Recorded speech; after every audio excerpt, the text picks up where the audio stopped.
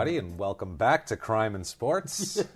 Thank you so much for joining us. I am James Pietragallo, here with my co-host. I am Jimmy Whisman. We can't thank you enough for joining us again. Thank you.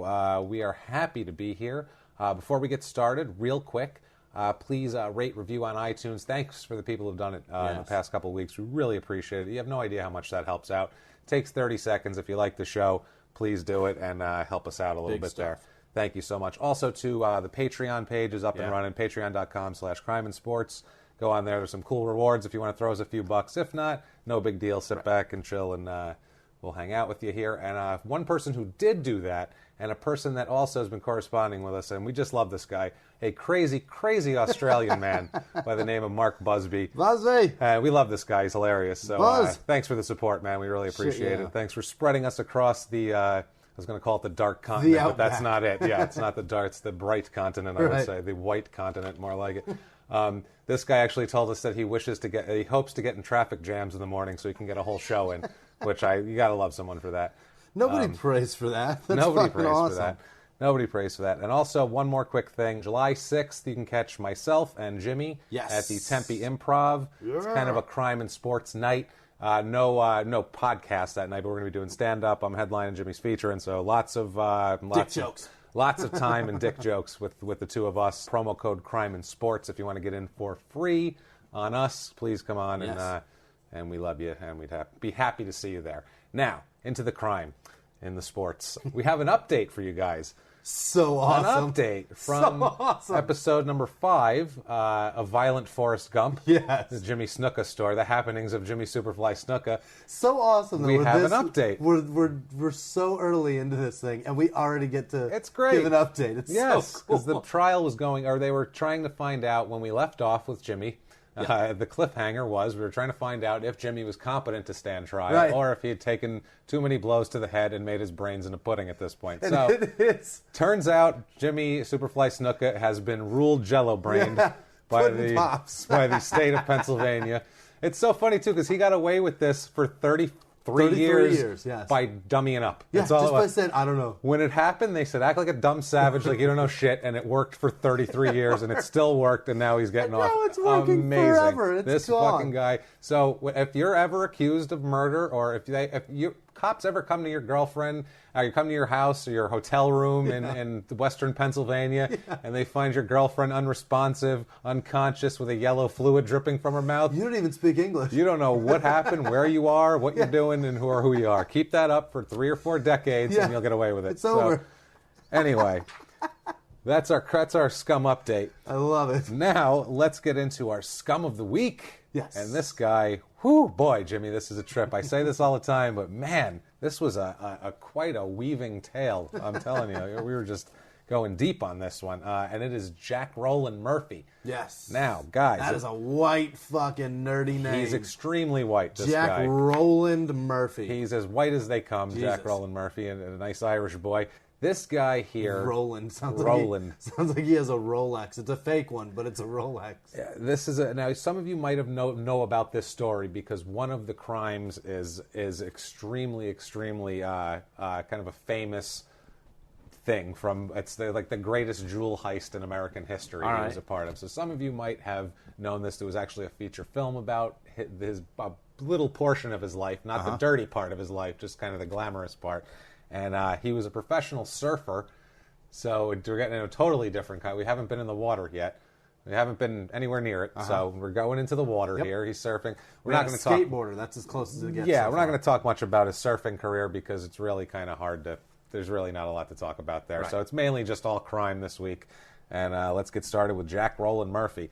His date of birth was actually hard to find. It's 1938. I believe it's May 26th. 1938. 1938 he was born. So this is a tale. We're going to get into the 60s and some cool 60s cat burglar jewel heist things. And you're going to like this guy for a while. You really are, for a little while. And then you're not going to like him as much anymore.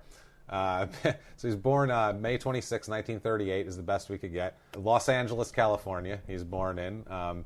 He lives in California all around. His father's a construction worker. Right. And so they kind of go where the work is, kind of a thing. Moves to Pennsylvania at 17.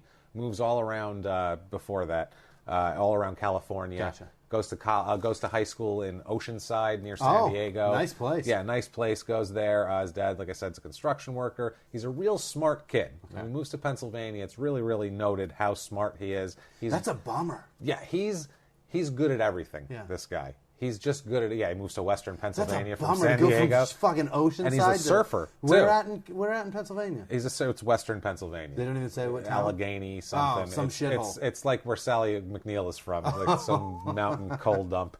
And no offense to Western Pennsylvania, but you guys fucking know you'd rather live in San Diego, right, all absolutely. of you. Especially if you were really into surfing. I would think you'd be a little more inclined to be near the beach. Instead, he goes there. He's also a really good tennis player. In high school, in 1955 is when he graduates. And he's going somewhere that's frozen. His senior year in Pittsburgh, he wins the Western Pennsylvania International Allegheny. So it's the WPIAL Singles Tennis Championship representing his high school. He was that good. I mean, he was great even at that. He could have played for a state title. It made him eligible, but he didn't show up for the match. Which, what the fuck? This guy's a flaky kind of a cat, as we'll get into a lot. He's also very good he's a very good violinist also.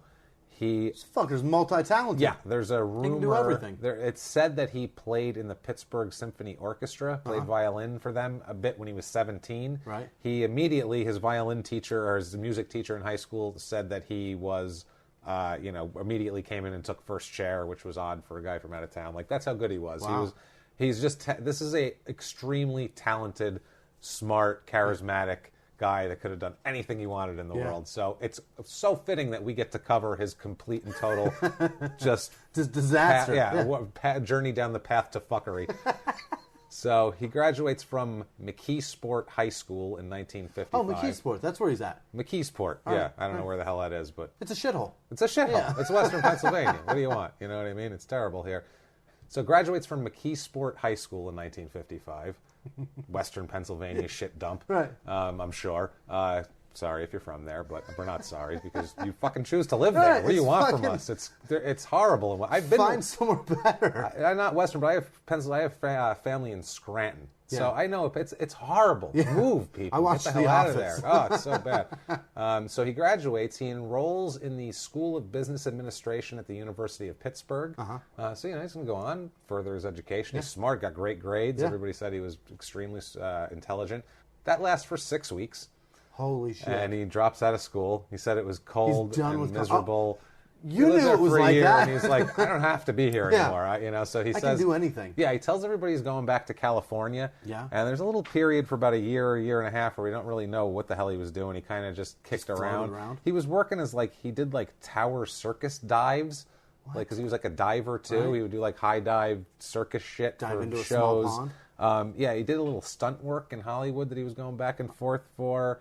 It's a wild train to go on. It's an interesting path. He claims to have played violin on the Carson Show and the Tonight Show with Johnny Carson, which I don't know if that's true or not, and I don't know if IMDb can't validate that. It anyway. Yeah, we can't validate it, but I thought that was an interesting thing to throw in there. Then he moves to Miami in 1957. Better place for him. This is where he gets settled, 1957, he moves there. He starts working at a hotel. Yeah. He's stacking pool chairs. He's painting shit. He's also working in their diving show. That sort of thing. So he's doing odd jobs. He's doing odd jobs. He's 19. He's hanging out in Miami on the beach. He's picking up girls left. And this guy is a playboy, first of all. He has got the life for a while. Right. Right now he's living in Miami. He meets a hotel guest named Gloria Sostek, whose father... Yeah, her father owned the Latin Quarter nightclub, which is a huge nightclub there. Really? So for a musician, he meets her, and she's also very wealthy. They meet. He's first chair violin. Let's go. He's good. So they hang out for 9 days and get married. Wow. Yeah, so he's like, I'm going to lock this down quick. She's got money. I can play the violin. I'm going to fuck her and make it. Let's do this. Make it real. And it's the 50s, too. It's the 50s. That's what you do. You get married. It's romantic. You go sit on the beach and play some sweet song for her, and all of a sudden you guys are married. That's considered romance in the 50s. It's not considered aberrant behavior. I didn't realize, before when we were talking about Pittsburgh, we're talking about 50s. The 50s Pennsylvania. Yeah. That's not a good Pennsylvania. No, I mean, it's much worse now. There's probably jobs there then. There's probably steel coal mill mines jobs and coal mines and steel mills and shit. But I mean, outside of that, miserable. 50s Pennsylvania. Fuck that. No internet. None. Just sitting there. You can't even escape. Yeah, three channels. Steelers aren't even good. What's on the Dumont network tonight? Sitting there, Jesus, I'm fucking miserable. So They're married for 5 years, these two. They divorce after 5 years. They have 2 sons. All right. During this time, he wins the National Hurricane Surfing Championship twice. How about that? Yeah, he wins some award. He's like the best surfer in the state of Florida or some shit. He's a great surfer. Right. He goes back and forth to Hawaii to compete. And this is back when they had like big ass boards. And they weren't like doing crazy tricks and stuff. What made a great surfer in the 50s? I don't know what made a great surfer. That's like skateboarding like you too. Stood up. You could go up toward the top of the pool in the late 70s. Right. Like, ooh, look at him. Whereas then you had to fly out. Right. Yeah. But this is kind of probably like that. But he touted that he single-handedly brought surfing from Hawaii to the mainland and made it popular here. That's his claim. All right. He's got an ego, this guy, as we'll get into. He's got quite the ego. Well, he's good at everything. He can bet a chick and marry her in 9 days. The man's amazing. A rich chick who's got her shit together. She has a pick of the boys. He's good at tennis. He takes up surfing. Good at that. He'll play the violin. He's good at that. He's good at we'll see later on. He takes up art. He's good at that, sort of. He's a douchey artist, but you know what I mean. He remarries quickly after they get divorced. This is around 62. All right. He's quickly remarried. He had opened up a surf shop before that. So his surf shop then goes under. He starts fucking off his wife, and his marriage breaks up. He really begins quite the playboy lifestyle here at this point. With what money? Okay, this is what we're going to get into here. Right. This goes from... It's like you have nothing. You're out of college. You clearly have no money. You somehow get enough money to open a surf shop. I assume his... Right, the axe. Yes, right. Yeah. It folds. Your fucking wife at home is screaming at you, obviously. I think he's making money from, like, surfing shows and exhibitions. Right. Like, he's got a name. Right. Like, he probably can, like, get sponsorship deals in Miami for, like, you know... Doing, like, a Superfly splash or something. Yeah, he's diving and finding corners Murph at the the bottom. Surf. Right. Murph the Surf is his nickname. Is that what they called him? They call Murph the Surf is his nickname. That's hilarious. What everyone still calls him to this day. Wow. Murph the Surf. So, I mean, Murph the Surf could go to a grocery store opening. And, hey, it's Murph the Surf. I mean, by now he's that a kind of celebrity. guy. He's got some notoriety around the beach scene. Yeah. You know what I mean? I'm not for like a housewife probably, but like if you hang out by the beach, you know who Murph the Surf is, type of thing. He's early Tony Hawk. Kind of, yeah. That's a good way to put it. Yeah. I picture him like Tom Cruise in Cocktail, like hanging out down at the beach trying to pick up rich middle-aged in a white collared shirt with the sleeves rolled up, white linen shirt. You know what I mean? At this point, we always have these serendipitous meetings of two people that don't fucking belong together because it's bad for society. Like when it's like Goosis meets the one guy they get together. It's like, oh no, this is going to be ugly. Ray and Sally McNeil should have never got together. It's fucking Joe Jackson and Tom Paine. How does that happen? Too. That's crazy. I'm calling this guy the White Tom Paine. Awesome. And through this whole thing, no rape, by the way. Gotcha. I'll tell you guys up front, there is no rape in this. There's no forcible sex at all in this episode. I don't want to say hymen. No hymen, no nothing like that. So you guys can rest easy. Just death. That's it. That's the last of that word. Less than rape now. So anyway, he meets a guy named Alan Kuhn. Okay. All right. Kuhn. Okay. So Alan Kuhn. Now Kuhn is kind of a playboy. He's a swim instructor. Oh, boy. From the sounds of it, he's a gigolo, basically. He sounds like he's going around swim instructing some middle-aged woman and then, getting bought fingering some shit. a 56-year-old and getting some free shit. He also has a little thing for stealing jewelry. Awesome. He's also a former hotel worker that got his introduction to the jewelry game, and his first heist, Alan Kuhn, was paid $180,000 for his part in a jewelry operation. So he was kind of like, this isn't a bad deal. No, that sounds great. Yeah, and you get a guy... $180,000 in the 50s. In the 50s. That's a big deal. Early 60s. Yeah. That's huge. Yeah. So now we you can buy a car for $2,000. That's what I mean. You could buy a town for that much back then. I mean, it's ridiculous. So... he is obviously Murph the Surf is impressed with this guy because he wants to be a playboy and he thinks he's hot shit. So he's like, hey, what the fuck? He's hanging out on the beach. Ocean's 11 the shit out of this. He's driving a Cadillac convertible. This Kuhn guy. He's got a yacht. He's got a speedboat. He's got he's just fancy, And this guy's like, he's banging all the broads. I mean, it's forget about it. It's like a beach movie, except they're just slaying everything they want. All voluntary, by the way, unlike our last 2 episodes. It's like the chick from the Disney movies with Avalon.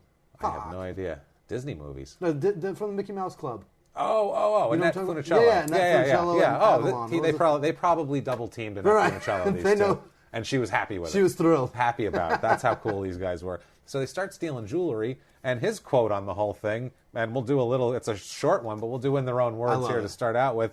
He just said about the jewel heist, he said, it didn't hurt anyone, and insurance would cover it. Beautiful. That's it. So, hey, why not? Let's have a good time. It's a victimless crime. Let's have a good time. Who gives a shit, right? So Miami PD in 1964 starts keeping an eye on them. All right. They're beach bums too. They're hanging out. They're watching them for about 6 months. They're picked up a few times for vagrancy. Basically, it sounds like they're just hanging out. Drunk on the beach. Yeah, just being general jerk-offs and all that sort of thing. Peeing in a trash can or something. Yeah, so I mean, they keep an eye on them, and then they disappear all of a sudden out of nowhere in 64.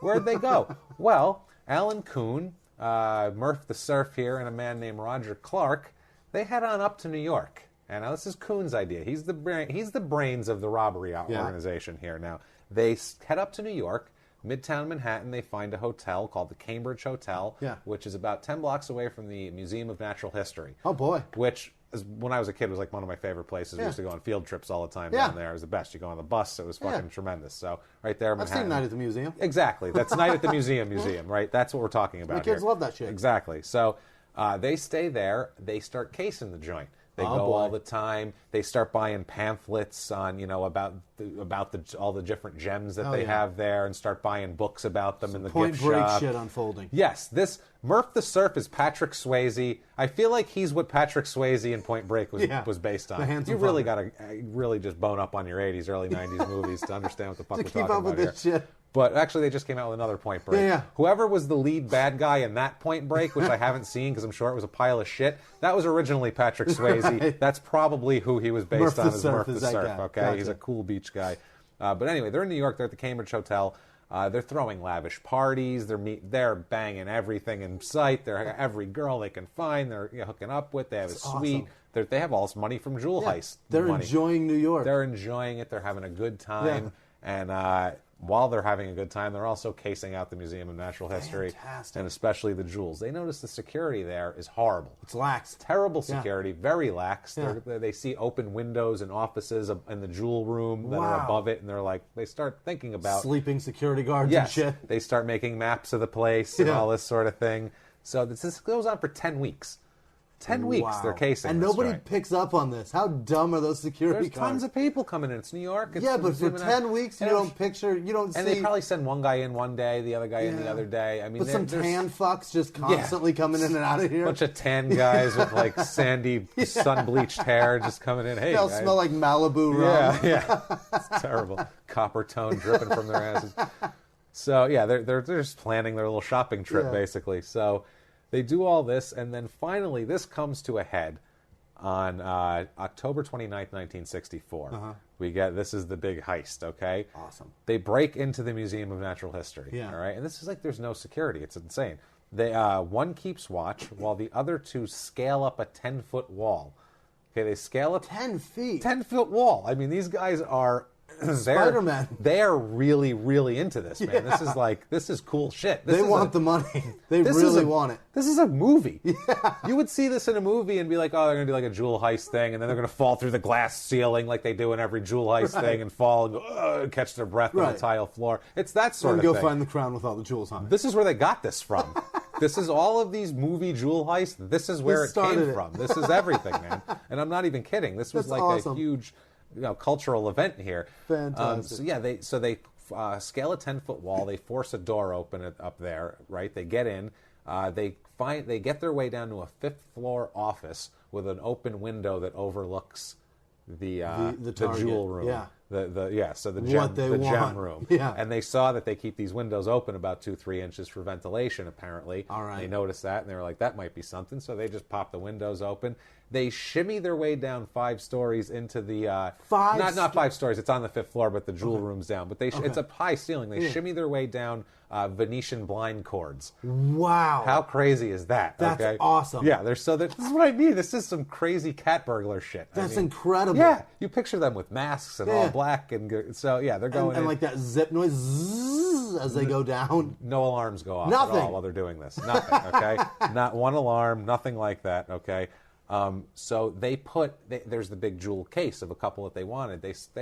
They bypass all like the little jewels. They have the specific collection. They know what they want. It's the J.P. Morgan collection specifically. Oh, I've heard of those fucks. Which is a bunch of very famous jewels that we'll talk about in a second here. They duct tape up the glass so when they cut it, it won't shatter. Oh, wow. Like, they're pretty slick. This is like they've done this a couple of times. Absolutely. It would seem. Absolutely. And it would seem like they're okay at this, you know. And a little bit hillbilly. I like it. And a little bit hillbilly. So they tape it up, they do it. I mean, they've seen a movie maybe, or they had an idea. This might be where it came from. Hey, you got any of those suction cups that break glass? Nah, man, get the duct tape. At the duct tape. Yeah, I don't have a giant suction cup. I don't know. I don't know where the, like jewel heist supply store, the cartoon jewel heist supply store is closed after 8. I don't have that. This is, I got middle of the duct night. tape, motherfucker. Let's go. Duct tape. All right, they are from Florida, guys. So I mean, redneck, it's going to abound. So they steal 24 jewels in all. All right. Okay, robbery is not discovered till the next morning when the guard arrives. Wow. So I mean, this sits for hours. I mean, they're hanging out. They're long gone. Police discovered when they investigate why didn't the alarm go off, they discovered that the burglar alarm was disconnected years ago to save money on a cost-cutting measure. Save money on protecting the millions and millions of dollars. They really were like super lax with this shit, leaving open windows, no alarms. We need to save money. We'll find out these jewels were even insured under value to keep the premium down. Wow. That's how fucking cheap the Museum of Natural History fucking place. When you give them, $1 million jewels, they go, we're going to just throw it in the closet. You might as well give it to like your Uncle Frank. Shoebox. Yeah, and have him put it in his fucking garage. Could you put this on the top shelf next to his so ski parka he hasn't used in 18 years. And his snowshoes. So, it's nuts. So the jewels that were taken in total value $410,000. They said they're pretty impossible to value because the rarity of them is like, how do you really value that? How do you value something that there's nothing of? Basically valued at $410,000 in 1964, which is $3,166,573.18 in 2015 money. And they took that shimmying down Venetian blind. That's awesome. Man. And it just seems like, why doesn't everybody do that? You can't carry $3 million out of a place because of the weight alone. You can carry 22 stones pretty easily. 24. 24. And the stones included the DeLong Star Ruby. That sounds important. Which is it's a famous ruby. These are all, that's the thing that's crazy. These are all very famous stones that people know. Like, you can't just take the Hope Diamond and be like, I got the Hope Diamond, and bring it to a pawn shop. And be like, what the fuck do you want me to do with that? Take that blue diamond of the sea from Titanic and be like, look, I found this. Like, where's the old bitch that you robbed it off of? It's ridiculous. So that's a 100-carat ruby. Wow. They take the Midnight Star Sapphire, which is a 161-carat sapphire. Awesome. The Eagle Diamond, which is just this giant diamond, and then it's actually, I guess the Eagle Diamond was found in a mine in Wisconsin, and that's why it's worth so much. It's a big thing, but it's not the size of the diamond; it's the fact that it was found in Wisconsin, which is like Wisconsin is it's the only diamond like that that's ever found up there. There's just one diamond up there somehow. All of them came together to make one. So weird. So, and then finally, the big one was the Star of India sapphire, which is the world's largest sapphire. It was found in the 17th century. Oh my God! In India, it was 565 carat sapphire. That is huge. That's not insane. fitting in your pocket. And it was uninsured.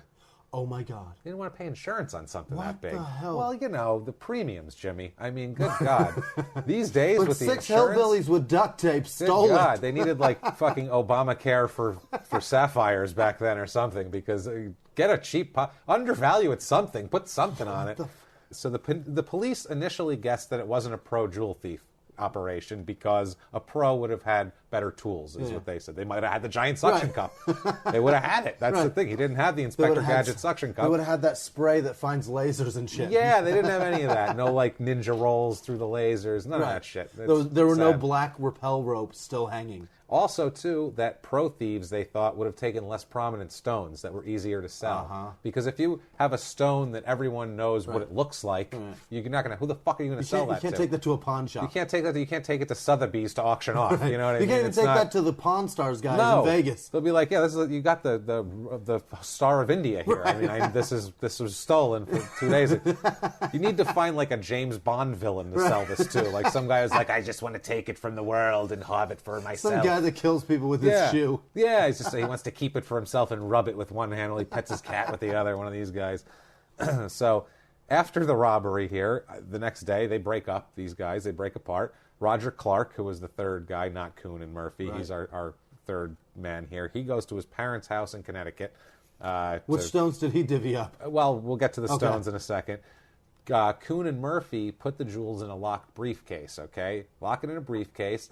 Now, they recruit... Better be handcuffed to your fucking wrist. You know who they recruit to help them out? To get them out of here? Whose cousin? Nobody's 17-year-old cousin. But they're 19. Oh, that asshole. Stop having a teenager. And by the way, the quote about her when this all comes down is the greatest criminal quote I've ever heard about anything. It's the most, like, old-school criminal thing you'll ever hear. We'll get to that. But anyway, so they take 19-year-old Janet Florkowitz. Who was fucking her? Both of them, probably. She was a hotel party girl. Not a hooker, but just a girl that hung out. Part of the party scene. Her and her friends would go over there, and so who knows what they were doing. And they called her, guess what we stole? Come hang out with us. They don't tell her. Okay. They tell her, hey, why don't you come down to Miami with us? We'll fly you down to Miami. Yeah. Just take this briefcase with you, and we'll all go on the flight.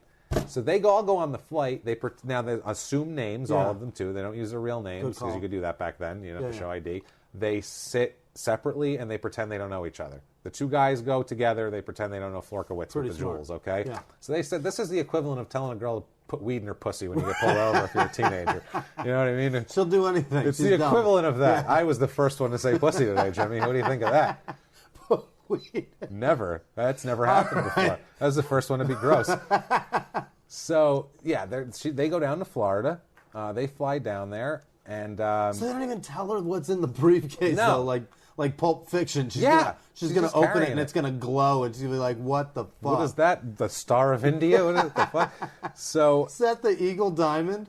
She starts to think things are a little weird, and she calls her Good girl. Fucking call. Good call. She starts to feel like, hey, why do they have me come down here with that suit? Why are they pretending they don't know me, and why can't I say what my name is? Right. So.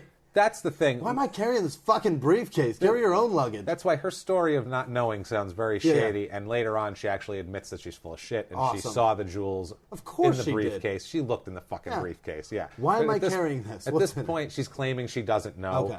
Okay. Her claim is she calls her girlfriend, and her girlfriend remembers seeing the gem guide in their hotel room, and they put two and two together. Uh-huh. When, no, she just called her girlfriend and said, hey, I'm with the fucking guys who stole the jewels. Yeah. And then her girlfriend said, oh, shit, all right, I'll help you, and we'll call the police. That's what happened. All right. So it comes out later. So anyway, that ends up happening. Yeah, the story of Jem's book that she saw in the hotel room. So they're arrested 2 days after the heist. 2 days after. That was quick. Roger Clark's arrested as he tries to collect his things from the hotel. He came back from Connecticut to get his things, and his things included photos of the museum and robbery tools.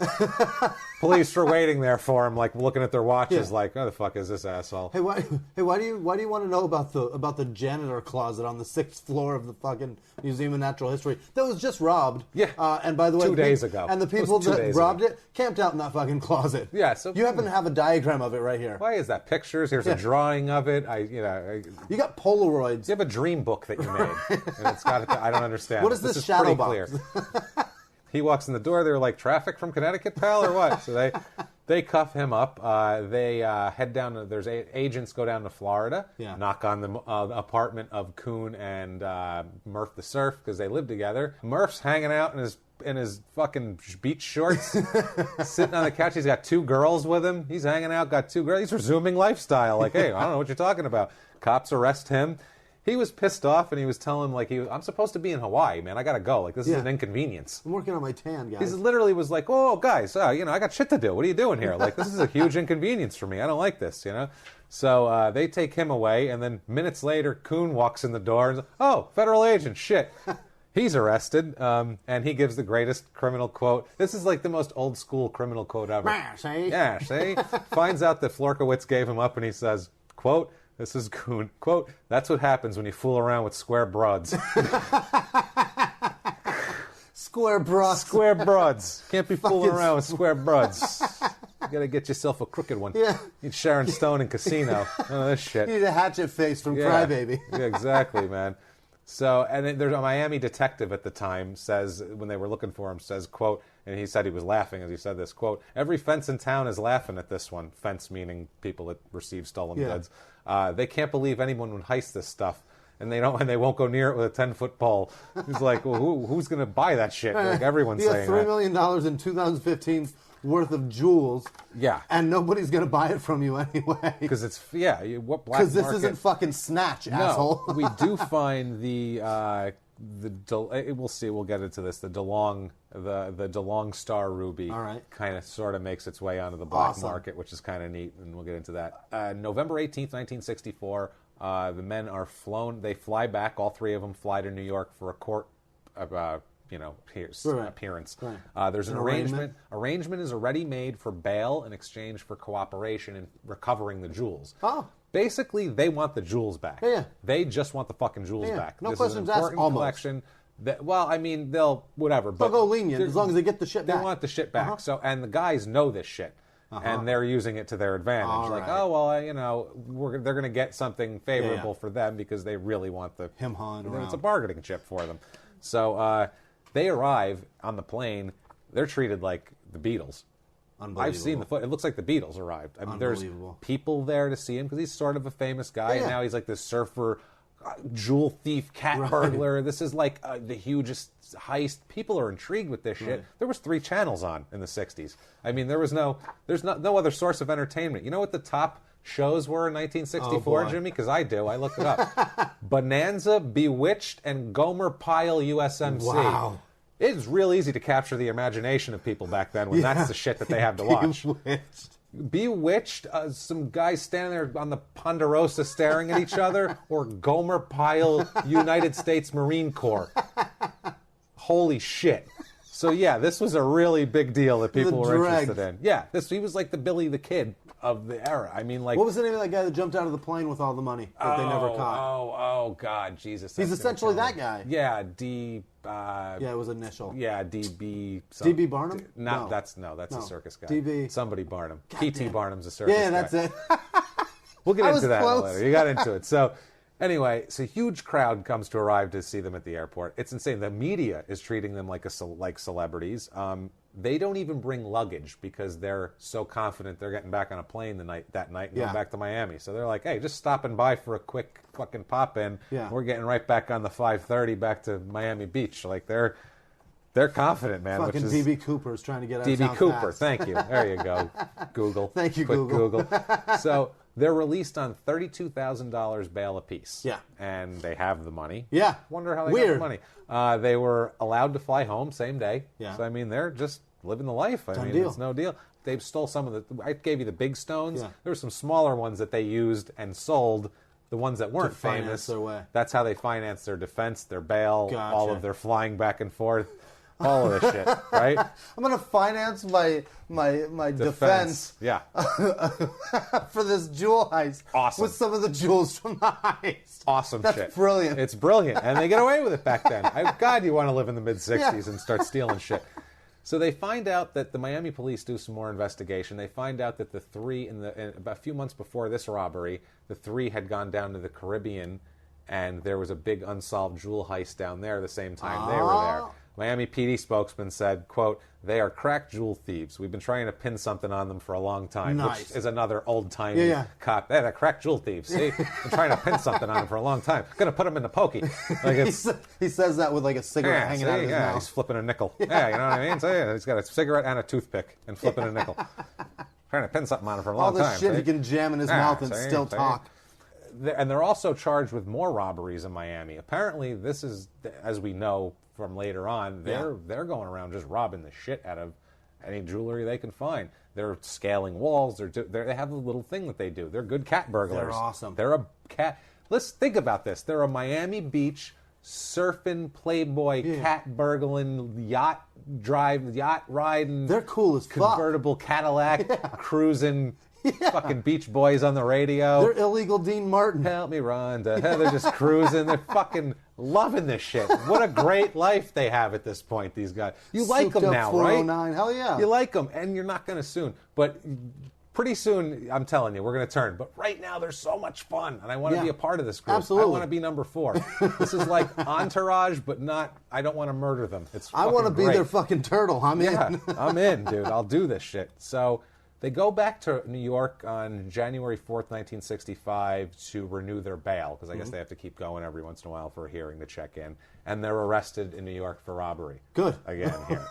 I like when they get arrested. It's fun. Yeah, apparently a man at the Algonquin Hotel IDs Murph the Surf as a guy who pistol whipped him during a robbery at the hotel. That's something and you're going to stole remember. $250. Yeah. So now we're escalating from cool, high-dollar jewel thieving, cat burgling, James Bond villain selling kind of ways to pistol whipping some guy in a hotel for $250. Assault over nothing. Yeah, that's what I mean, over nothing. He's stealing $1 million jewels one day. Next day he's pistol whipping some poor bastard in the hotel lobby. Jesus Christ. Also, the next day... For tip money. So this whole story's out. The next day, the husband of Ava Gabor, the actress... What? Husband of Ava Gabor IDs Murphy and Kuhn as the guys who beat up and robbed Ava Gabor of $50,000. Wow. Amazing. They assaulted Ava Gabor? Ava Gabor and took $50,000 from her. And the lady from fucking Green Acres. Yes, Ava Gabor. Ava Gabor. Yes, the lady with the worst accent in the history of accents. Of all the Gabors, there's a million. She's Ava Gabor. Yes, they stole $50,000 and beat her up even. This is amazing. Is this the greatest or what? I mean, how cool is this so far, right? Beating up Ava Gabor, man. So basically... I mean... If you can smack somebody, yeah, it's going to be somebody with that shit accent. And they're like, how do we break these people? They go down, they fly, the press love them, they're like the Beatles, they're in Cadillacs, they're beating up actresses. Right. And they're slapping Hungarian fucking TV stars. With impunity, flying back and forth up and down the coast. They're like, what do we do here? Just fucking reckless. So the prosecutor at the time, an assistant DA at the time, Maurice Najari, said, quote, my feeling was that these free spirits could not tolerate jail time. Oh, shit. And if I could get them in a jail, I could crack them. Good plan, by the way. Good plan. I like your moves, sir. And his whole thing is, I just wanted these gems back because there was a lot of pressure from the city. Because, I mean, this is like the J.P. Morgan collection. Yeah. So, like, this is wealthy, powerful families are making phone calls to wealthy, powerful people going, you make sure to get this shit right. And shit's rolling downhill. So it's directive one. Get these fucking jewels back, whatever you have to do. I don't care if you have to stick a lamp up these guys' asses like they're a Haitian immigrant 30 years from now. You fucking do it. How did they not catch him, though? Because, like they're like Catch Me If You Can, like writing bad checks across the country. But that guy, at least, they don't even know what the fuck he looks like. Well, these guys, they know who they are. It's tanned fucking assholes from Florida. They keep getting out on bail because, and this guy makes a good point, Najari said they knew one thing. It's not about what you did, unless you, took somebody's head off and put it on a pike and stuck it outside of your house. Like, it's not about what you did. It's about the likelihood of you returning to court. Gotcha. That's what bail is based on. Okay. Is he going to come back or not? And they said he always came to court when he was supposed to. So he kept getting fucking bail. He'd always show up, and he was like, you want the guy to not show up? Well, he's just there. He's so dependable for court. They have to keep giving him bail. Like, God damn it. Here he is again. Shit. He snuck in. We didn't even see him come in. He came in on the red eye, this son of a bitch. He rappelled down the Venetian blinds. Where's my ring? So... At this point, they are, with these robberies now hanging over their head, their new bail is set at $150,000 each. Nice. They finally set one pretty steep. They can't pay this. No. They've pissed it all away on yachts and beach girls and I don't know what. They're clearly in the red because they're smacking up Hungarian. She's gonna finger you. People know who she is, and if she knows what you look like, you're going to get caught, and you're robbing her $50,000 of her. Well, you're clearly in the red. I don't know what one of those big suction cup things we talked about cost, but they needed one, so that's what it was. So that's maybe what it was. I won't buy a lot of yachts, though. So Kuhn holds a meeting in jail, and they all get together and they go, this is not kosher, what we're all doing here now in jail. No. We all have better lifestyles than this. Yeah. This is for the riffraff. Right. We need to get the fuck out of here. Let's cooperate. We aren't square, but we're more square than this shit. Let's do what we got to do to get the fuck out of here and get back to banging multiple girls at the same time on the beach and driving around and with the Beach Boys and Help Me Rhonda playing. Please. So... Something with a 4 on the floor. This is what they decide to do. They decide they'll cooperate. The DA, Najari, wants these jewels back. Kuhn says, okay, tell you what, you go down, take me down to Miami, I can get you the jewels back. ASAP. Fucking pronto. We'll get the jewels Kuhn back. says this. This is what Kuhn tells the DA Najari. Najari takes this to the judge, and the judge says, no, not going to release them. No, not going to release them near custody. I don't want to do that. Return them to jail. So he says, well, shit, now what do we do? I need this guy down in Miami. I need the jewels back. High pressure from here. The judge isn't getting pressure because the judge doesn't care. No. He's a judge. He just wants justice. He's not a guy that's trying not to get fired here. He's not an assistant district attorney who's trying to He's just move going up the by ladder. the book. He's just doesn't give a shit. Yeah. So anyway, Najari works up a criminal heist of his own.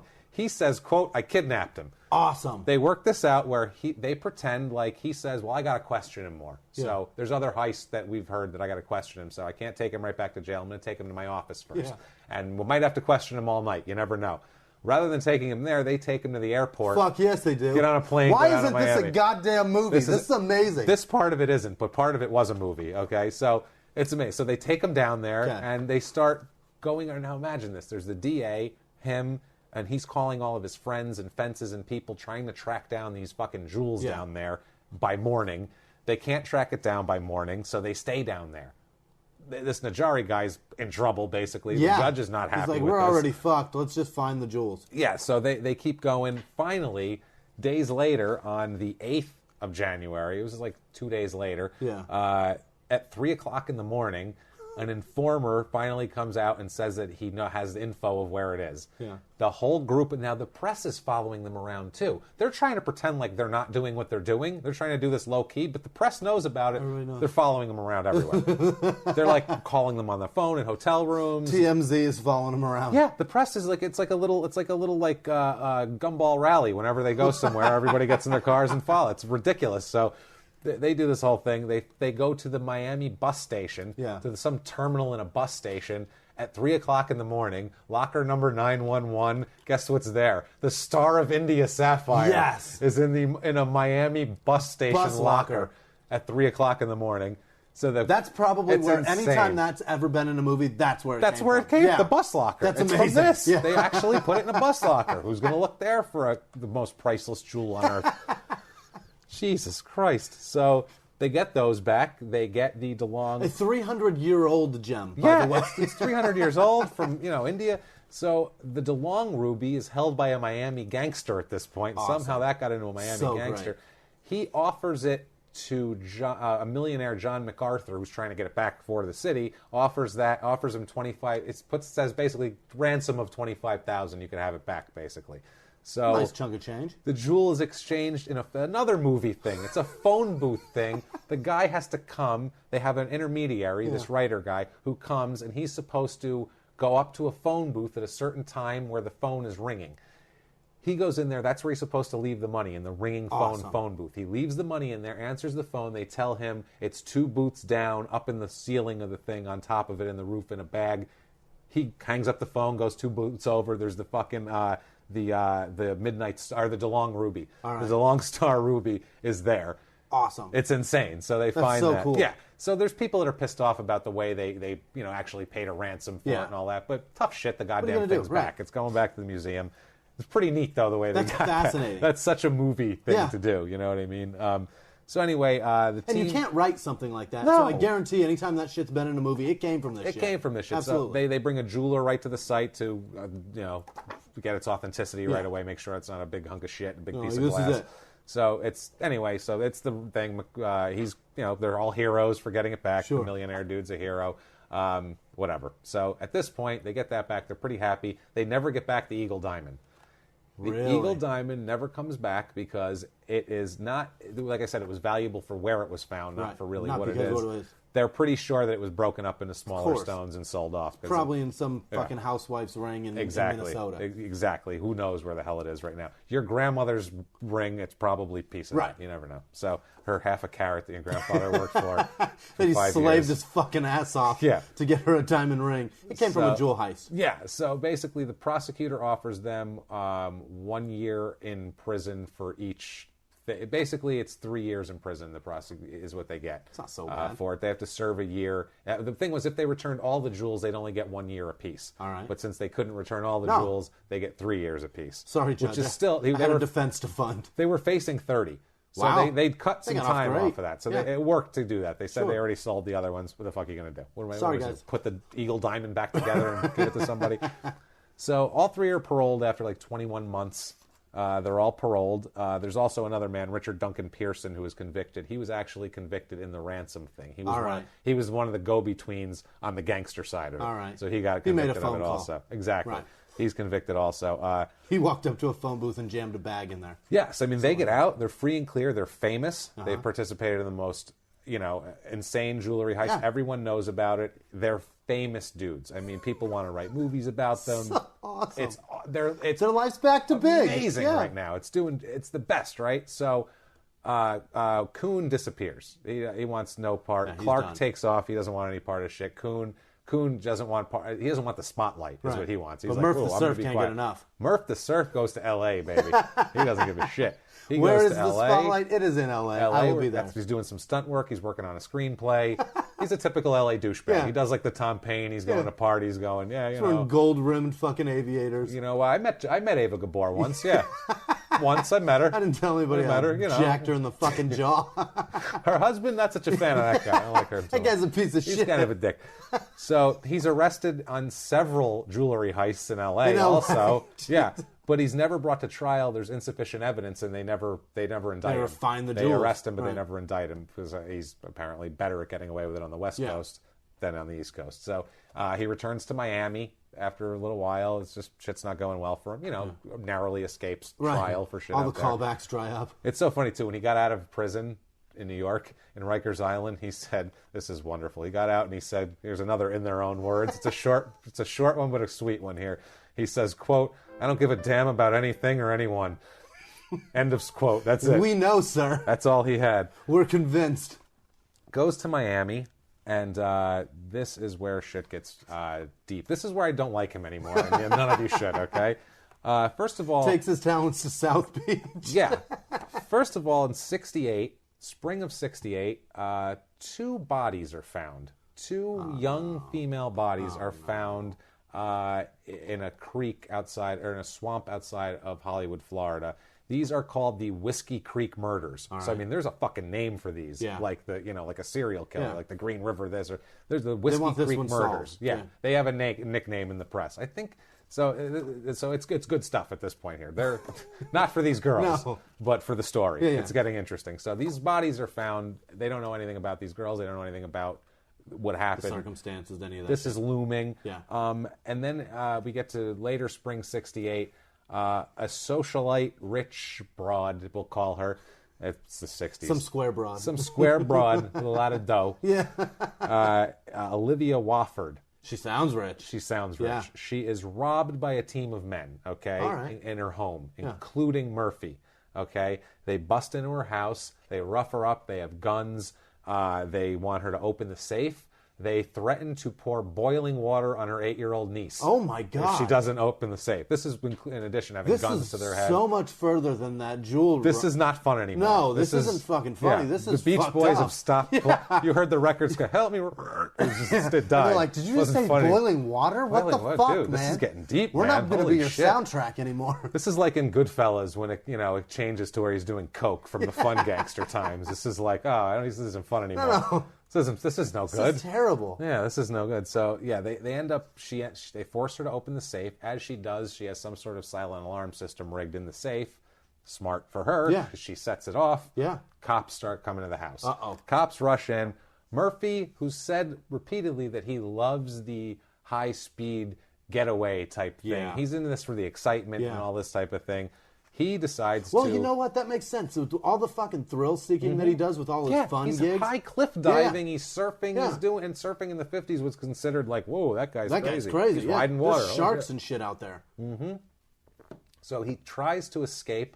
He jumps through a plate glass window. Wow. Cuts the shit out of his face and everything. He saw that shit in a movie. He's like, well, that didn't go the same way. That was, damn, all the movies are about me later on, but I didn't have, he didn't have a playbook to go by like we have now from these movies of what he did. He didn't realize they build those windows in the movies out of like sugar shit. Yeah, they shatter real easy and don't cut. He's cut all over his face.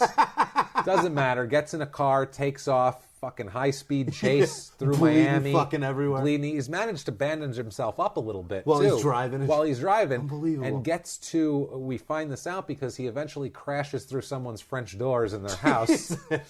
That's how the police find him. It's a hell of an arrival. His face is all cut up and bandaged. There's a mugshot of it that I found, and we'll post it on social media of him with his face cut up. He looks like he has a beard of bandages almost.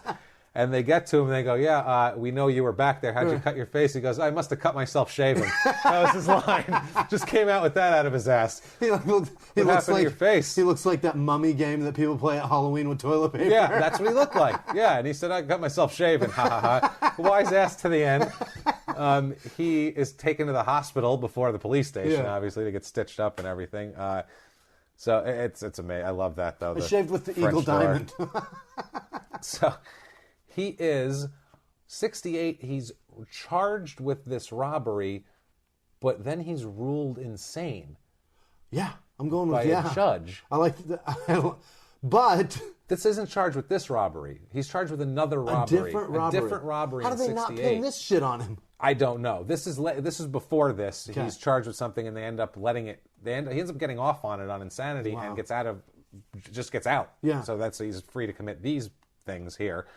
So he's arrested there. He's out on bail now for the Wofford thing. Even with he's the luckiest person on earth. But he shows up for court. So, God damn it, he's got a good record. He's known as a good bail risk. Yeah. He'll show up. Yeah. He might go out and rob people and cat burgle and whatever, but he'll show up back again when you need him. Here I am.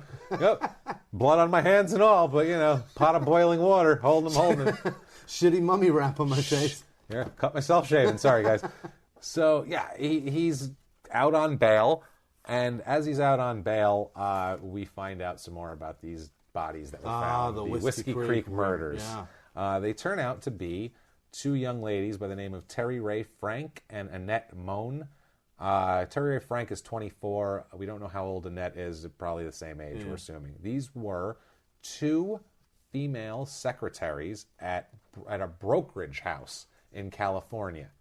Okay, in LA. Visiting Florida? They were, we'll get into why they were there. Turns out, Mr. Murphy here, Murph the Surf, and a couple of accomplices talked these young ladies into stealing $500,000 in securities. Wow. From the brokerage. Had a, scam in this. So now they're getting into high finance crime. This is crazy. It turns out $488,732 was stolen. About $3 million. From this. So about $3 million they're stealing. So, this is quite the fucking heist here. Jesus. These two girls were found in a swamp outside of Hollywood, Florida. They were shot, bludgeoned to death, and had concrete weights tied around their necks in the water also. Somebody wanted them dead for real. Somebody wanted them dead and not fucking found, basically. And so turns out they apparently were threatening to go to the cops with this whole situation. Yeah. They're going to squeal. And they're square broads. Because they're square broads. They didn't learn. Square broad. Guys, crime in sports rule number 6.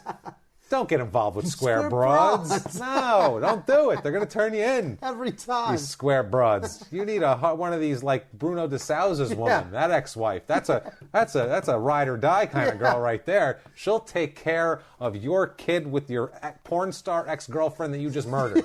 She'll take that kid, take care of it. That's the kind of girl you want. A crooked bitch like that. Don't bring these girls into your heist. No. Broads. That's so funny. I know. You gotta love the 60s, man. It's amazing. So he's arrested for this murder on May 8th, 1968, in a Valenti's restaurant parking lot in Miami. Yep. This is while he's awaiting trial for the Wofford robbery. Gotcha. So he's got that going on. This is bad news for him, basically. A paper. He's trying to say he's insane. He's trying to get out of this. Yeah. He's trying to say, I don't know what I did. Shit's piled up too big. He can't climb this. This is huge at this point. This is bigger than a 10-foot wall now. Yeah, this is bigger than a high dive or... I can't... There's no Venetian blinds long enough for me to shimmy down at this point. So there's an article in the Daytona Beach Morning Journal on September 20th, 1968, where a state panel ruled him, quote, antisocial but sane. He returned him to jail and recommended that the trial for double murder go forward.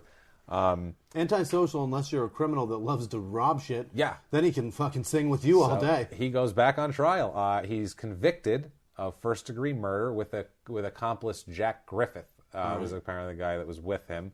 I think Jack Griffith or somebody flipped on him was how they had all this information. That makes sense. Turns out there was more than these two involved in the securities thing. There was a group of people planning that, but these two apparently took these girls to Florida. Because it's going to be weird if you just turn up with $488,000. Yeah. So there's a lot of people. Yeah, up. There's a bunch of people in this, but apparently these two are the ones, and they still say they didn't do it, and they were just, I'm not a rat, and they're pulling that shit again. So he is only convicted of killing Terry Ray Frank somehow, which this I don't understand. There's two bodies killed exact same way, next to each other, both involved, same plot, same everything. They find him guilty only of one murder. They only find him guilty of So the other Terry one Ray Frank murder. just died by the same way by osmosis. She apparently is a copycat. She just had no originality. Yeah. She's like, I'm going to kill myself, shoot myself, bludgeon myself, tie a weight around my neck, and throw myself into a swamp.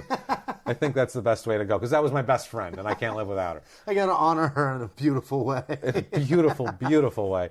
So he's convicted of first-degree murder, given a life sentence. He's fucked at this point. Don't like him so much now, right? No. He's a garbage person. He's a garbage person. So 1970 comes along, and he receives a second life sentence plus 20 years for the Wofford robbery. It's conspiracy. Oh, wow. Yeah, it's conspiracy and assault to commit robbery. So it's an assault in the commission, which is much worse. That's a aggregating factor. How long do you think he stared at that paperwork when he saw another life sentence? He's like, are you shitting me? I should have killed her. Yes, he should have at this point. Should have poured water all over the niece, because he would have got away with it. So he, at this point, has 2 life sentences plus 20 years. He's sitting in jail. It's over for him. It's over for him. I mean, Tom Paine had 1 life sentence. Right. He's been in here for 40 years. He's still there. So luckily for him, he's white, though, and things go a little better for him than that, as we'll get into, which is fucking ridiculous. He's white and not in Kentucky. Exactly. He's in Florida, which is bad, just as bad. So when he's sentenced for the Wofford robbery, the judge said at sentencing that he, quote, he is, quote, unfit to ever again be in a free world with a law-abiding society. That's quite awesome. The declaration. That stings. You, sir, may fuck off. That is an absolute fuck off to jail right there. I love that. Can you imagine, though, like being able... I'd like to be a judge just for a day to be able to say shit like that right to people's faces. That'd be amazing. That's awesome. It's just, I think that you had to sit down. How can I tell articulately tell this guy what a piece of shit he is? I really want him to know. And I've said this to that last guy. I want it to sting too. I want original. Unfit. Yeah, he's unfit. He's unfit. Like that's a good one. Law-abiding is good. So he's in prison. 1971. Here it comes, Jimmy. What does he do? Guess what he finds? I gotta know. Just tell me. Jesus, of course. Of course he finds Jesus. Of course he does. So 1971 becomes a born-again Christian. Later on, he says... I was going to go with the Eagle Diamond. He finds, here it is, guys. Can I get out now? No? Fuck. Damn it. I want out. I'm good now. Yeah, I'm good cocaine. Now. He needs a silver-haired middle-aged white man. That's what he needs. It's funny you say that, Jimmy. Hang on to that thought, buddy. Hang on to that thought, my friend. So he finds Jesus, Hang on to that thought. So he becomes a born-again Christian. Later on, in their own words here, he says, quote, I didn't take it too seriously then. It just seemed like the politically correct thing to do. Yeah. That's so obviously he's full of shit. It even says later on I didn't know what to do, so this is the only card I had left. Says that this is fucking amazing, okay? Says that in prison, he ran a drug ring, a gambling operation. This is while he's born again Christian also, too, in 71, because he didn't do this from 70. This was like later. He also helped lead a prison strike. All of this earning him 7 months in isolation, solitary confinement for being a jackass. Plenty of time to get to know your Lord, sir. Oh my God. And then he's such a sociopath. He's better than this, though. Yeah. He's above all these people, even though he's running drug rings and gambling operations. And he has an ego on him. Threatening 8-year-olds and murdering young girls and dumping them in swamps. Boiling water, by the way, like that's not even like threatening to kill her. Yeah. That's like just fucking her up for the rest of her life. Worse than saying I'm going to cut her throat. Right. That's worse. Right. So he says, here's a great in their own words. Here we go. Quote, this is about prison. Quote, you take a man and lock him up 24 hours a day. Every other day he gets out for about 3 hours to take a shower. Because of the inadequate staffing, because of the inadequate programs, these men are getting out vicious. I don't want them moving into the neighborhood where my kind of people live. Your kind of people are those people. You're in the neighborhood. Right. That's your neighborhood. Where you belong. Right where you belong. With other murdering assholes. Run down to the park jackass. for 3 hours a day, fuckhead. How are the waves, dickhead? Oh my God. What a fucking ridiculous, that's the most ridiculous statement I've ever heard. That ego is... He sounds like Archie, but I don't want him, Archie Bunker. I don't want him moving into the neighborhood where I live. Eat it. Is that Puerto Ricans moving in across the street? That's what I feel like, man. I smell Indian food. Yeah. So, I mean, and then it comes out, too. I mean, this is all going on 71. 72, he is cocky as balls here. He comes off 1972, June 29th, 1972. I found an article from the Lakeland Ledger. Yeah. I don't know. They're writing articles about prisoners? Yeah, he's famous. That's why. And he's a famous jewel thief, and it's an interesting story people want to keep hearing about. And he's got a fucking mouth on him that doesn't quit. And he says some funny shit here, too. He does not let us down, my friend. The article is called Murph the Surf Still Has Hope. That's the article. Murphy is confident that he'll be out within a year at this point. This is 1972. He is serving two life sentences. And he's been in prison for 2 years. Yeah, 2 life sentences plus 20. He's just completely delusional, this guy, at this point. And this is why I don't believe him later on, because you don't go from a completely delusional psychopath or sociopath to just on a dime, hey, now I care about others. You don't teach empathy like that. We'll get into this. I don't buy this Jesus shit for 1 second. I'm 35. I'm not a sociopath by any stretch, but I don't even have much empathy. No, I'm the same jerk-off I was when I was 16. So you know what? So is he. Yeah. Fuck him. So anyway, let's keep going here. He says that his lawyer has a valid appeal. They say he has a valid appeal. His appeal is that the Wofford trial was unfair because there was so much publicity that he was denied a fair trial. Because he was trying to pull like, hey, everybody knew who I was. Right. Between the surfing, between the jewel heist, between all this shit, they all knew who the murder. The murder with a name, the Whiskey Creek murders. I mean, you have a named, branded fucking murder that you committed. He has a branded murder. Yeah. Hashtag Whiskey Creek murders. It's got a fucking hashtag. That version of 1968 hashtag is what he's got. Ridiculous, man. So he's thinking he's going to get out. And this article, Jimmy, it's ridiculous. Yeah. It's ridiculous. Like, I read... There's never been a named murder where the person gets out of prison after 3 years. No. I don't think they ever have gotten out. Most of the time, with named murders, they fucking hang. Mm-hmm. Especially in the 60s. And he's not even... the appeal's not even about the Whiskey Creek murders. Right. It's about the Wofford robbery. He's saying that the publicity from the murders made it unfair for him later. What about the murders? Right. You think you're getting out for 3 years? There's still a life sentence for those fuckers. Yeah, what do you think? That's 2 years life or 2-3 years, whenever you feel like it's okay.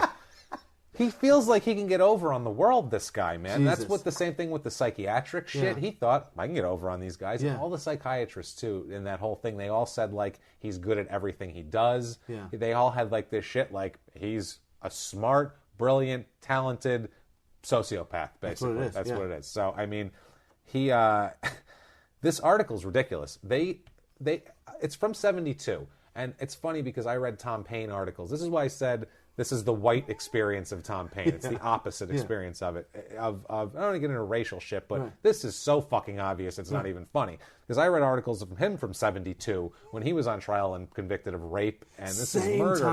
Same time period, Jimmy. Worse fucking, 100 miles away. Right. So we're not, it's not like one's in Canada and one's in Afghanistan. Right. We're in, the same Both area. Both of them are ruining lives.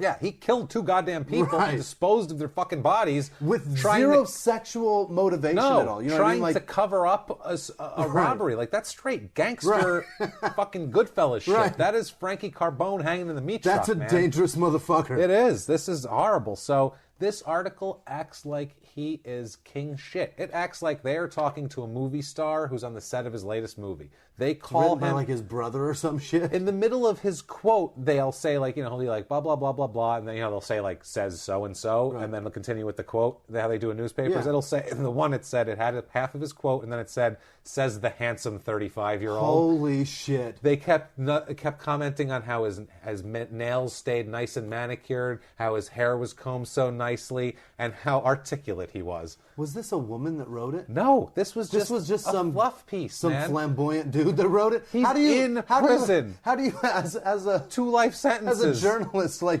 his bulge in his pants throbbed as he said. They were just saying like this smooth, suave. Right. They just treated, and he was acting like he was a movie star. This and he huge was in this, cocked, sizzled chest. Yeah, his giant cock. Pulsed with wonder as I pulsed like the star of India sapphire as I stared down upon it. His Adam's apple bobbed as he said. I begged him to shimmy down my Venetian blinds and into my jewel room. So, how did he, as a journalist, fucking write that, even in the 70s? They ask him, this is so funny, because every article when he's in prison, they kept asking him about homosexuality in prison. People were fascinated with that back then. His quote on this is great. In their own words, quote, "Every young man growing up wants to express his manhood. Then they throw him in an unnatural environment like this and it explodes. They wonder why.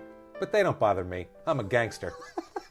He said with a twinkle in his eye. I'm a gangster and a born-again Christian, and my appeal is valid, so let me out of jail. I'm a good guy. I'm a gangster. They don't fuck me because I'm a gangster. In the article... But I'd like to go back home, please. Please. And this is the same article that they're fluffing him up, fucking jerking him off, talking about his sapphire cock and his beautifully manicured fingernails and how articulate he is. His ruby red cockhead. Ridiculous, dude. This is so ridiculous. In 1972, he takes up painting.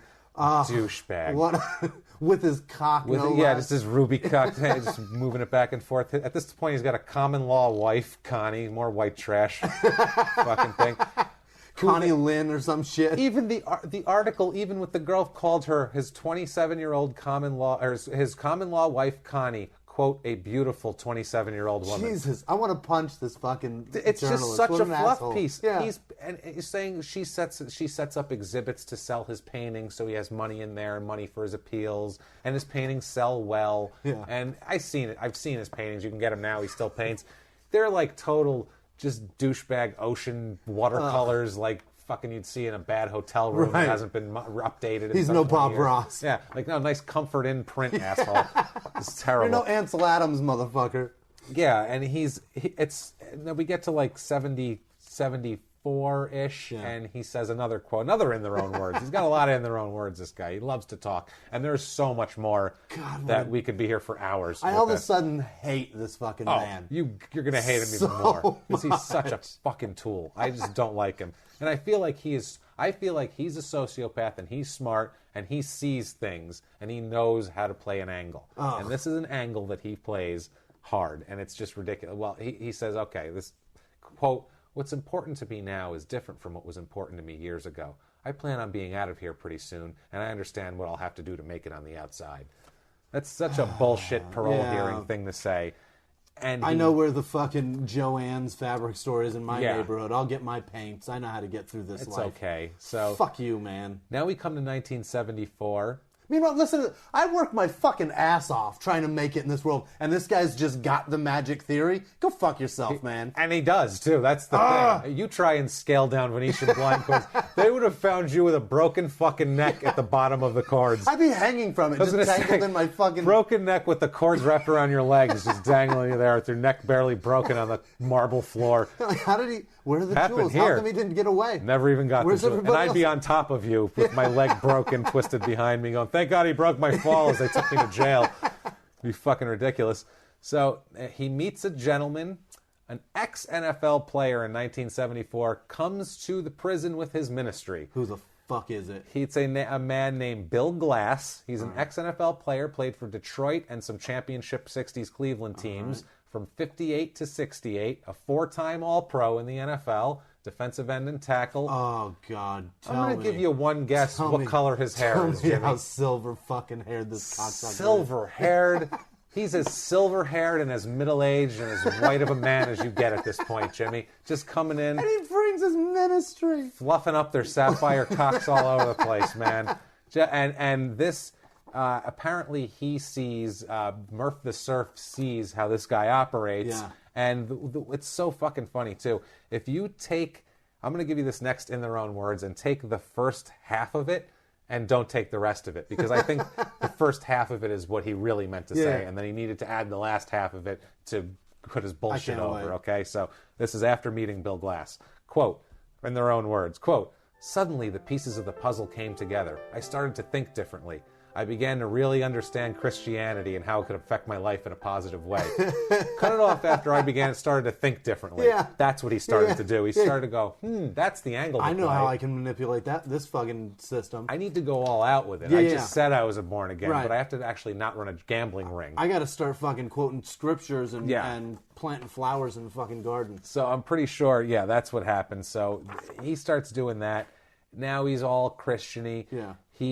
A feature film, a major Hollywood feature film in 1975 comes out about his life called Murph the Surf. Wow. It is starring Robert Conrad. Wow. And Burt Young. Get the fuck out of here. It's a fucking real Hollywood movie. It's not a shit B movie or anything like that. This is a major, released in the theaters, not a midnight, whatever. It's a real movie. That's unbelievable. That's released about his life. He's even more famous at this point. And in this movie, too, let's just say they don't really talk too much about the murders. It's mostly about the jewel heist and the lifestyle and all that. They don't really get into, then he wrapped concrete fucking weights around two secretaries' necks and dumped them in a swamp. Poured some concrete in a Folgers can and bungee cord that to two square broads' necks. There's no scene in the movie where he's holding a 55-year-old lady by the hair going, "I will pour fucking boiling water all over your goddamn 8-year-old niece. You don't tell me where the fucking safe is." That part's not in the movie. I hope he at least cold-cocked Ava in the goddamn movie. No, that's out too. Yeah, none of that. So, This is for that goddamn pig. This guy, and he's in prison. Like we said, these girls are dead. Ava Gabor's punched in the fucking face.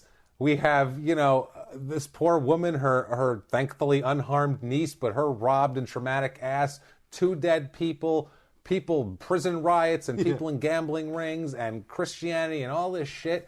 And this is all going. I feel bad for everybody, Jimmy. I feel so bad for these people.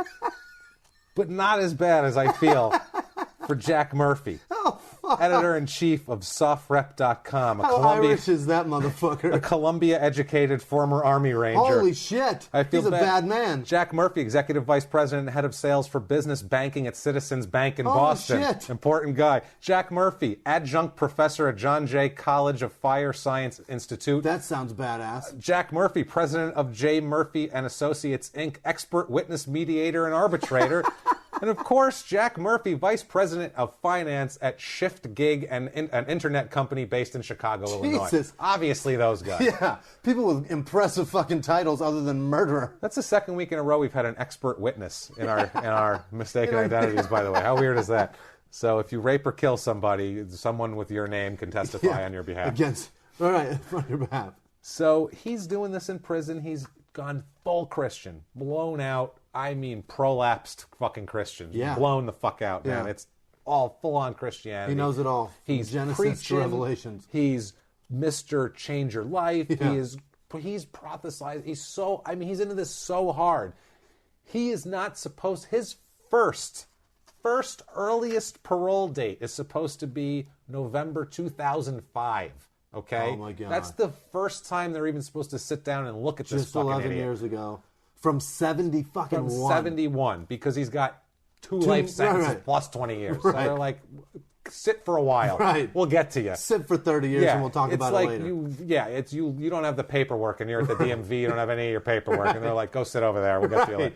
You're fucked. We're going to take care of the guy who just needs a picture quick. Sorry. You're essentially Beetlejuice with that long-ass tape. That's what it is, And then the guy next to you is number 3. Yeah, and he shrinks your head. That's what he is. So this guy, he's not supposed to be paroled there, but somehow... This is why I say, holy shit with this deal. He is paroled. Get out of here. In 1986. What the fuck? He's paroled. He's not even supposed to have a hearing for 19 years, and he's paroled. He's paroled after murdering and threatening to fucking maim an 8-year-old.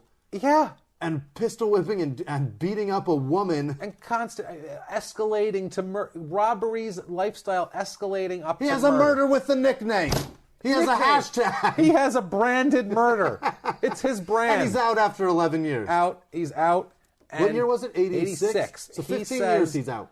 Yeah, it's ridiculous too. And the people in charge helped him get this hearing. What? You know the kind of hoops you'd have to jump through to get a parole hearing 20 years early, 19 years early. Where's that judge that told him to fuck off? Did that guy die or retire? What the fuck? To be in normal society. Where are you at, sir? Jesus, can we get that guy again? No, apparently the head of the prison system, this Wainwright asshole, who's the head of the prison system, testified on his behalf at the parole hearing. Wow. He's the head of the prison system. Oh my God. I'm sure, God, for everything that crime in sports stands for, this man was silver-haired and middle-aged as they white get. as fuck. Oh my God. Toast. Jesus Christ, he looked like Ted Knight, this guy probably is. Middle-aged and silver hair as anybody has ever been in the history of the world.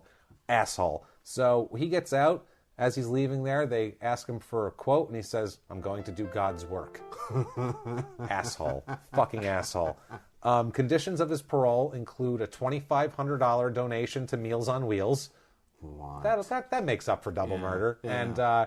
And a restriction on returning to Dade and Broward counties where the crimes were committed. We don't want you down here. Stay out of the concrete. Stay out in the sticks, guy. We don't need Stay you away over here. from the concrete. Good Lord. Swamps. When he's paroled here outside the thing, he's asked outside the building. He's asked by a little exchange with a reporter, which this tells me he's A, full of shit, and B, an asshole. Okay, right here, 1 and 2. Question: did you ever commit murder? Answer: no. Question: will you ever be able to convince people that you didn't commit murder? Answer: they didn't believe Jesus Christ. You're not Jesus Christ, motherfucker. They didn't believe This is what I mean. He's such an egotistical lunatic. You can't reform that way of thinking. This is after parole. He can't even fake it. He's been out for 5 minutes. No. They didn't believe Jesus Christ. I'm being persecuted just like... And it's so funny because in the psychiatrist reports from the 60s, part of it has a complex of persecution. Yeah. That was part of his antisocial... That's his diagnosis. Was constant persecution complex. There, everyone's out to get me. They're gonna get that. So I mean, ridiculous, man. At this point, he gets out and he starts preaching.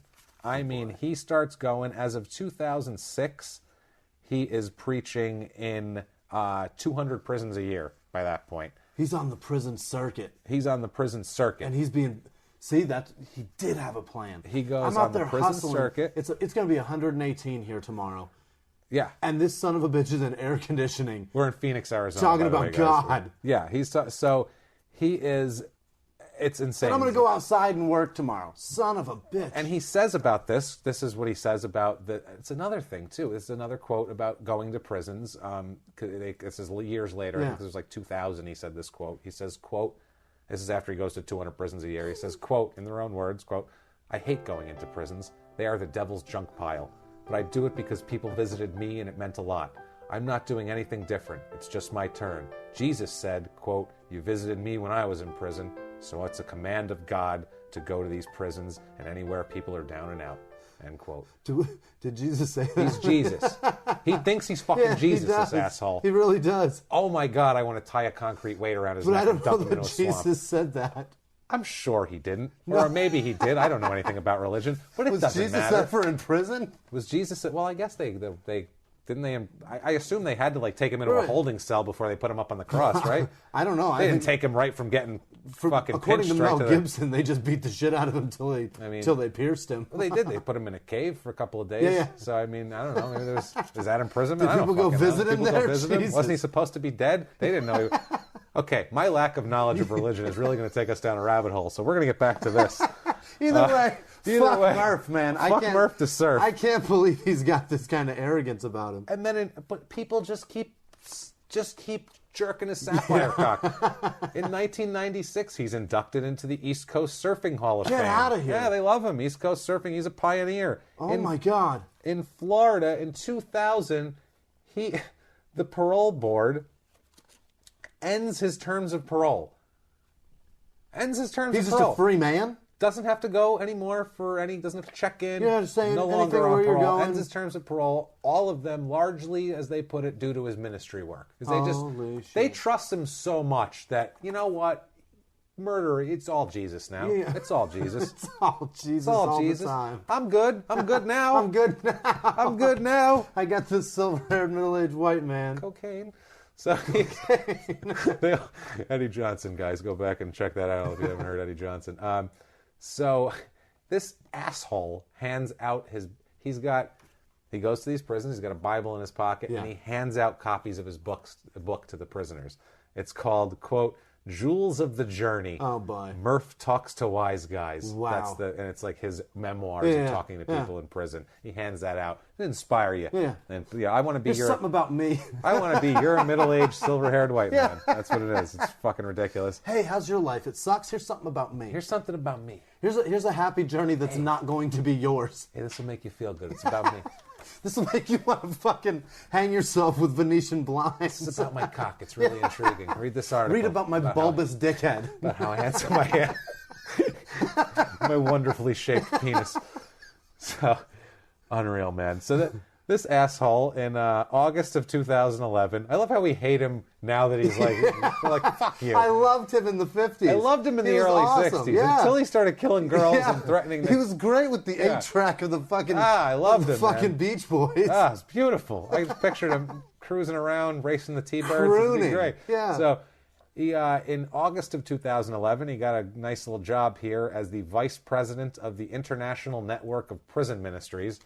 So I feel like he founded that shit, though. He made no, that's somebody else's shit. They hired him? Yeah. Somebody hired this motherfucker. This guy, he's so charismatic. I mean, think about everything he did over time. He's super charismatic. Like, he knows how to do this. He gets I want to punch him in the fucking face. Every article says how electric he is. Yeah. He's so full of shit. Yeah. Especially like as a comedian, watching a guy on stage as a performer, you can tell when he's real and when he's not real. We know people that when they're on stage, we're like, he's so full of shit up there. I want to punch him in the fucking face. He's faking the fuck out of it. He's such a fake. He's trying to tell us this joke happened. That shit didn't even happen. That didn't happen. No way. You don't even think that. No. You're not even. That's not even your personality. Right. That's how I feel when he's doing this. But he's got to sell it. He has to sell because there's videos of him. There's promo videos of him with his arms up, shouting out the Lord. Criminal Joel Osteen is what he is. Yeah, exactly. But he's not even trying to bilk people with money. He's going around to prisoners and trying to get them when they're at their lowest, which I think is even fucking worse. 2012, he tries to get his rights reinstated because he's off parole, but you still don't have voting rights, things like that. He's like, I want to own a gun. Yeah, he wants probably. Yeah. He wants his voting rights, all that. But the 3-person board in Florida, which includes 2 other people, I guess, and Governor Rick Scott. He's got the governor on his side. The other 2 said no. How the fuck does a governor just be like, yeah, sure. Yeah, sure. What the hell? I could use your vote. Why? Because he's a Republican and he's very Christian. Yeah. So all the he was presented to him by all the Christians. All right. We love this guy. He should have his. So he said, oh, okay. And it looks good to his constituency. This guy will vote for you when you're up for election. No offense to Republicans, but sorry, you're way fooled by that Christian fuck horseshit. You're right wing. You're just snowed by that Christian bullshit, and you'll believe these people because you want to believe that Christianity can change people because you think it's changed you, and it hasn't changed you or them. No. You are pretending and using that to pretend, which is fine. Right. Whatever keeps you from raping, pillaging, robbing, murdering, whatever keeps you from fucking doing that, fine. But don't keep that shit to yourself. Between me and you, I know that it's just you're controlling yourself. It has nothing to do with Jesus, you son of a bitch. Don't tell me you've changed. It's keeping you from fucking your neighbor's wife. You've just said I didn't like prison, is what you said. Fucking, oh my God. All right, end of rant there. So this article I saw, he's got this publicist who I just want to punch in the throat even more than him. How does he get people on his goddamn side? Tons of them. People with a pen. Oh, God. This is from an article from October 29th, 2014. His publicist's name is Dominic Fusco. Dominic Fusco. So I just picture him. I'm gonna talk fat, with greasy. like one of my uncle's accents with this guy. But he's picturing a dirty fucking slime ball. Yeah, and he's like, I'm picturing him going, hey, we'll get him some speaking gigs because he gets him speaking Meanwhile, he gigs. can barely speak. Yeah, he books him speaking gigs. Yeah. That's what he does here. He says speaks better than I do. He says, quote, Murph is just about the most talented guy you'd ever meet, but he wasn't great as a thief. That's what he says here. He's a terrible thief. He's fucking awful, this guy. You wouldn't believe it. He breaks into places, shimmying down valise. Get the fuck out of here with the blinds. Break in the guy. Just read the Bible. Get a fucking suction cup, asshole. What are you thinking? Oh, suction cup. Leave the duct tape at home. What's wrong with you? That's what he is, I think. So, Fusco insists that Murphy didn't kill the girls. He's allowed out on parole, still not admitting to the murders that he was convicted of. Yeah. When the fuck is someone let out on parole before they make good with that? Before they admit to it and all that shit? People are held forever because they won't just say they did it. Right. As he's walking out, they said, "Did you commit the murder?" Nope. Well, I'm just like Jesus. That's all it is. They're just persecuting you. Steve Avery, the guy in fucking Wisconsin. He's learned nothing. Yeah. This fucking asshole. At least Stephen Avery's not pretending to be a Christian. Right. Well, but he could have gotten time off Maybe he is. I don't know. of his sentence if he would have just admitted to it, but he won't admit to it. Well, whatever. That's neither here nor there. Unreal. But the point is, just fucking admit to it and you can get out sooner. This guy, he got out anyway. He gets out anyway. Fucking cop to it now. They can't double jeopardy, brother. Jesus Christ. So he said, it's driving me nuts. So he says that fucking this Fusco idiot says that he acts as a gatekeeper, keeping the secular media away from him. The non-religious media. The media, in other words. There's no such thing as religious media. I'm shocked Dominic knows the fucking word. Yeah. What are you going to go report on the burning bush? There's no religious media. You're a fiction writer. Right. Not a journalist if you're religious media. You're just talking about things that are going on with people who are Christian. That's what religious media is, basically, I would assume. Welcome back to WWJD News 5. I'm here at Noah's Ark. Any Jesus people are going to fucking hate us after this. I'm sure you're nice. You didn't kill two people, then say you were a Christian. Right. You might have been an alcoholic, not paid attention to your first kid, whatever the fuck. That's fine. You didn't kill people, so this isn't about you. To fucking ruin an 8-year-old's life. Melt the skin off of her. Treat her like the Wicked Witch of the West, for Christ's sake. He's making a film about him, this Fusco guy, about his redemption, not about this bad stuff. Yeah, it's a film. Because that's what we all want to watch, a film about a guy getting out of prison and being a fucking preacher for 25 years. That sounds exciting. He says the only reason he was in jail to begin with is because Murphy's a guy that wouldn't rat. He wouldn't rat on the people that really did it. So, he's a good guy. He's a good guy and he wouldn't rat. Let me tell you something about this fucking guy. He's stand-up, this guy. He ain't no stupid. Is that right?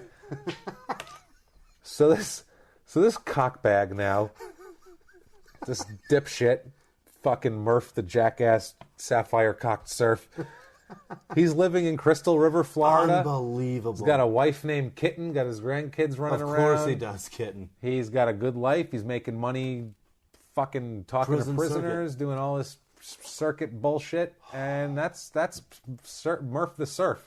That's his life. I want him back in prison. I want him to violate. You want to preach? Fine. Preach to the other prisoners. Yeah. In there. Right. I want that other judge back on the case. You had 3 hours a day. How much time are you preaching? Preach away, knock yourself out, and then go back into your little cell where you can't murder any women. He's got to be the luckiest person on earth. There's nobody the luckier luckiest than person on earth. He's had, in that story, I counted 3 silver-haired middle-aged white men between Fusco, the and we football got to him player, so late. Fusco Glass, and the Wainwright guy. That's 3 silver-haired middle-aged white men on his side. That's usually get 1, 2 tops. Yeah. You get 2 tops. He had fucking 3 on his side. And the one spit shining his cock, that journalist, that's got to be silver-haired middle-aged white men. Yeah. And all of the stories from back then were like that, Jimmy. They were all fluff pieces on him. They were all like the exciting jewel thief, the dashing. He was considered the coolest guy ever. I mean, in all these quotes too, he was like, "Yeah, man, I felt like Cary Grant, like a cat. I felt like a high class, like he's burgling in a tuxedo. Like I felt like Cary Grant." That's what he was saying. He loved the lifestyle. It went a little south, right? And then all of a sudden, you other people have to die for it because your sociopath ass can't deal with the consequences. Turn up in a creek. Couple square broads. So now we have a new rule, though. Don't involve square broads in your plan. That's our new rule, crime and sports rule. It's like rule number 7. We're getting them. We're really building them up, man.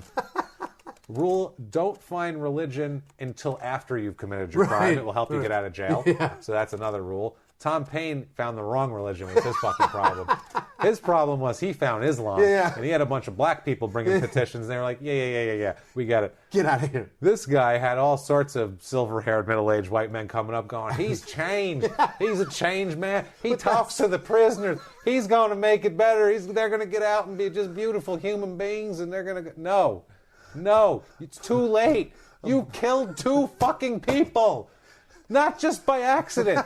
He didn't get drunk and go on a rampage. It wasn't an act of passion. No. It wasn't a, he fucking had people help him do financial securities robbery. It wasn't even like he saw something shiny when I have to go grab that. Right. They planned an intricate financial thing and then lured the women to Florida and murdered them. The only interest to murder them was to fucking cover up their horrible shit. Pieces of shit. And he's out there in every article now, too, is just, he's the greatest guy alive. Unbelievable. You will not see an article written about him in the last 20 years that has one bad thing to fucking say about this guy. Well, now you got an hour and a half about it. You have us, and that's it.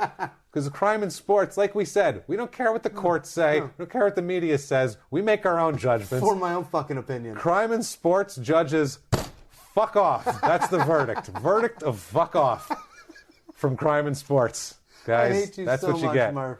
Fuck you, Murphy. Salute, you stupid dickhead.